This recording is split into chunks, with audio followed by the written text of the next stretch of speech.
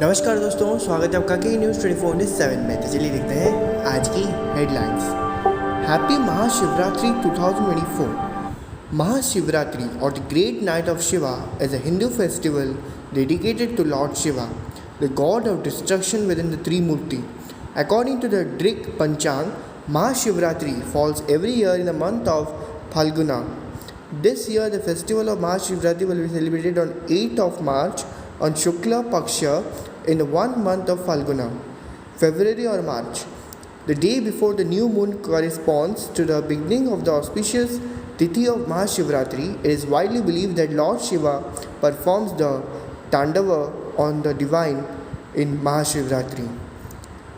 Also, Mahashivratri is the sacred day of the divine marriage of Lord Shiva and goddesses Parvati in the Savisham tradition of the Hinduism. Mahashivratri is one of the greatest festivals for Saivites. Mahashivratri is also known as Hirat in Kashmir Saivism.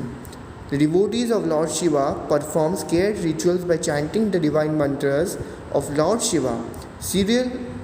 Several ancient Hindu sculptures mention that offering Belpatra and Dhatura flowers of the holy Shiva Linga is believed to remove all obstacles in life and usher in the divine blessings of Lord Shiva. Devotees visit Shiva temples and holy Jyotirlingas and recite Shiva Chalisa and the holy mantra of Om Namah Shivaya. The night of Mahashivratri is the most scared night when the energy of the universe is at its spiritual peak. Shiva is considered the Adi Yogi or the first guru of the yoga in the yogic tradition.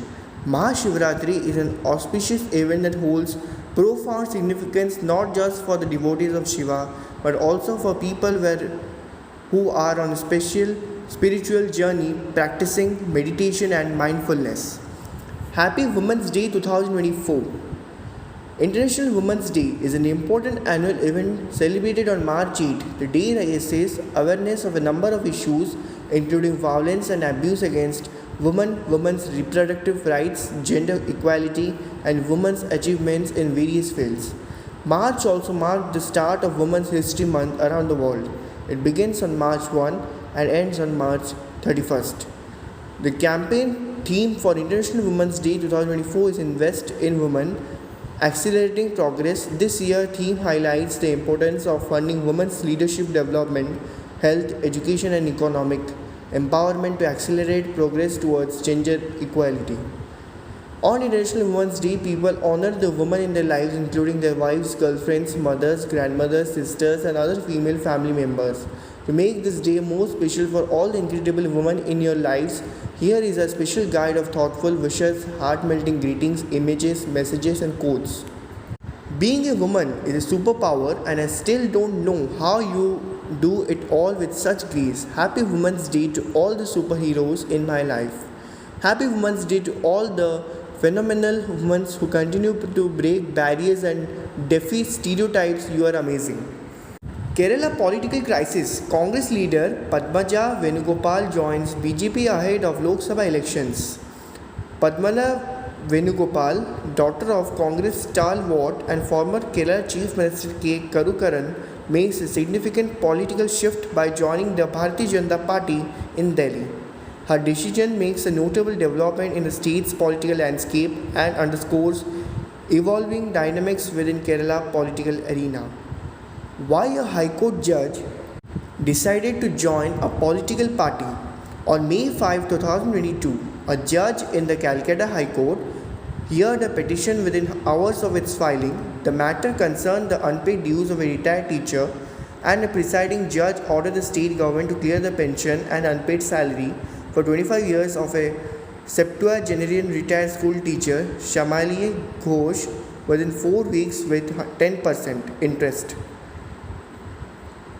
Man-wildlife conflicts, now a state-specific disaster in Kerala.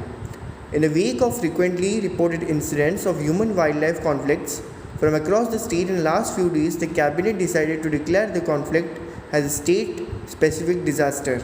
With the State Disaster Management Authority (SDMA's) activities will also be made part of various remedial measures. 4 committees will be set up at ministerial, official, district, and local levels. The Apex Committee will be chaired by Chief Minister, wherein ministers in charge of forest and wildlife, revenue, local self-government and SC, ST and OBC development departments will be membered. The Chief Secretary will be the convener of the committee. The committee will control overall matters and will ensure smooth coordination between various departments. Another committee chaired by the Chief Secretary and consisting of Home, Revenue, Forest, SC, ST and OBC Development, Local Self-Government and Agriculture Secretaries, PCCF, and Head of the Forest Force, PCCF, and Chief Wildlife Warden and a Member Secretary of SDMA will supervise and instruct the implementation of various programs. In addition, two other committees, one head the minister in charge of the district and consisting of the district collector and other officials, and at the local body level will also function to implement various measures at the respective levels. PM Modi to present first ever National Creators Award tomorrow. Check list of committees or nominees. Prime Minister Narendra Modi will present the country's first ever National Creators Award at 10:30 am on Friday. The award will be presented at Bharat Mandap in Delhi. This event will witness immense public engagement with more than 1.5 lakh nominations and around 10 lakh votes cast. Prime Minister will also address the gathering on the occasion. The Prime Minister took to X and spoke about the awards at 10:30 am tomorrow, 8 March. I will be presenting the first ever National Creators Award. These awards are a celebration of innovation, creativity and the remarkable spirit of the creators community, PM posted on X. Supreme Court bans tiger safaris in Jim Corbett National Park core areas. In a significant development, the Supreme Court on Wednesday announced a ban on tiger safaris within Uttarakhand's Jim Corbett National Park. The Apex Court order specified that tiger safaris would now only be permitted in the peripheral and buffer zones surrounding the national park.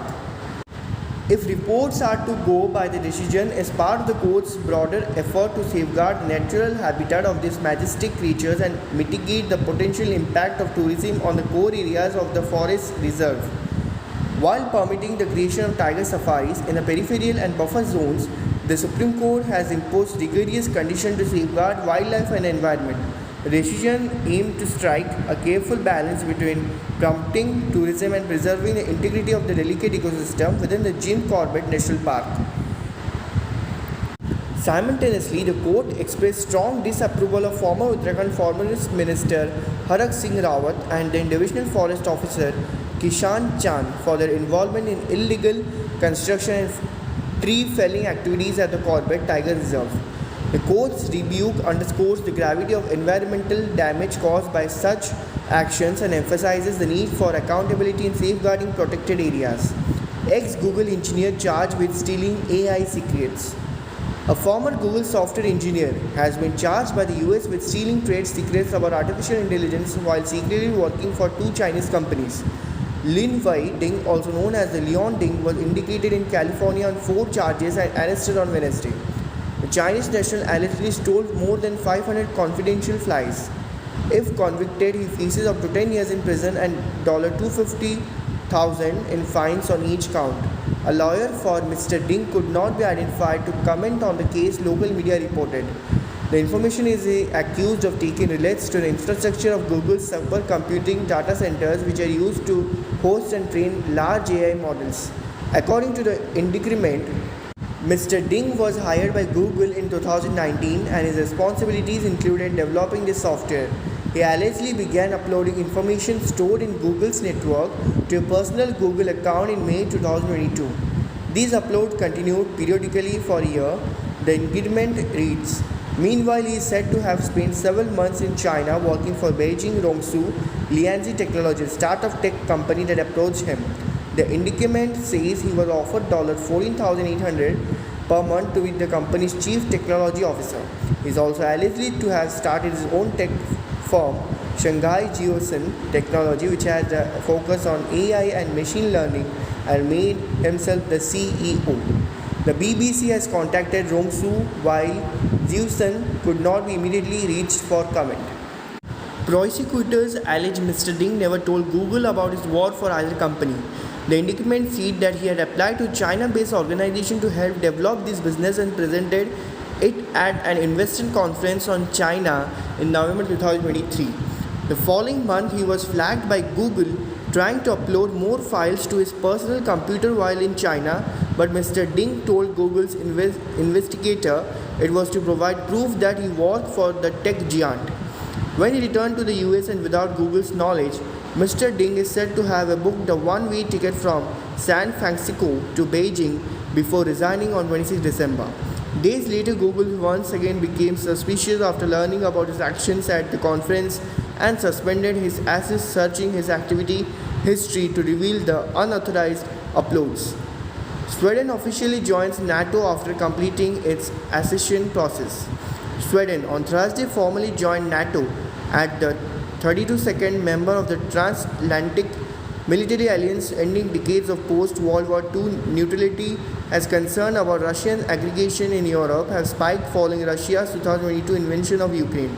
Sweden's Prime Minister Ulf Kristersson and Secretary of State Antony Blinken presided at a ceremony in which Sweden's instrument of accession to the alliance was officially deposited at the State Department. Later Thursday, Kristersson will visit the White House and then be a guest of honor at President Joe Biden's State of the Union address to Congress.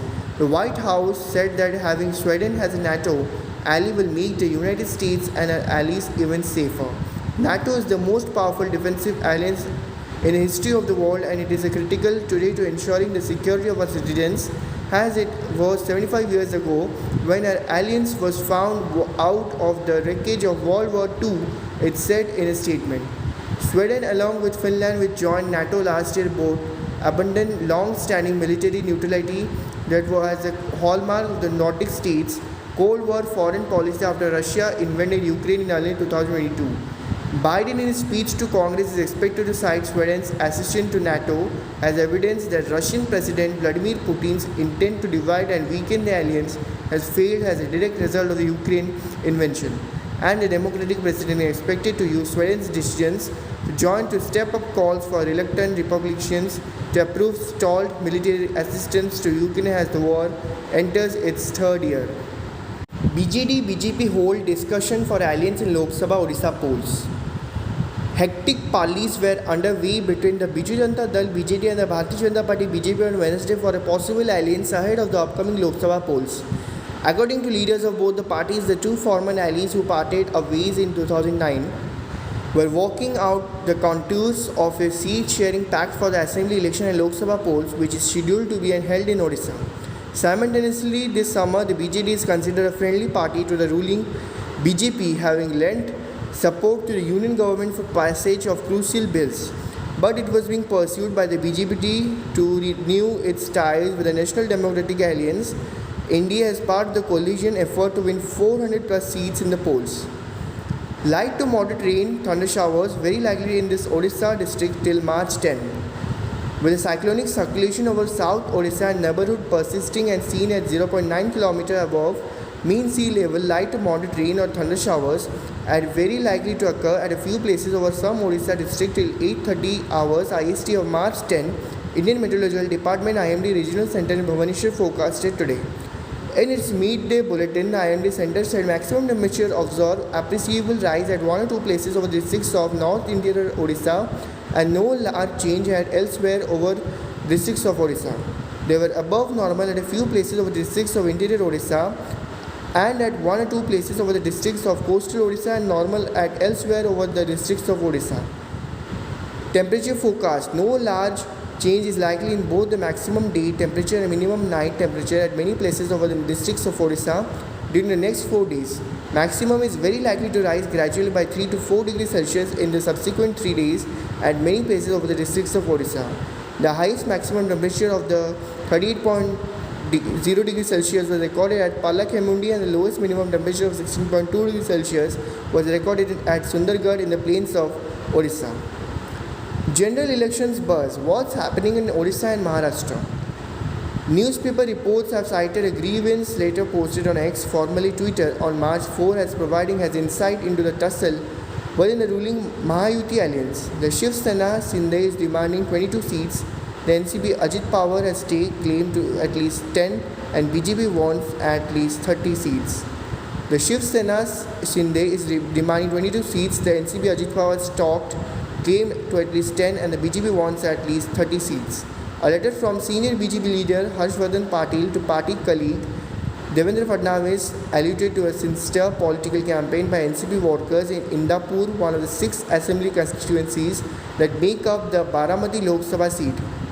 While I am working under your leadership in the political and social spheres in my taluk, some office bearers from our elite parties are making objectionable statements against me in public rallies in Indapur using foul languages.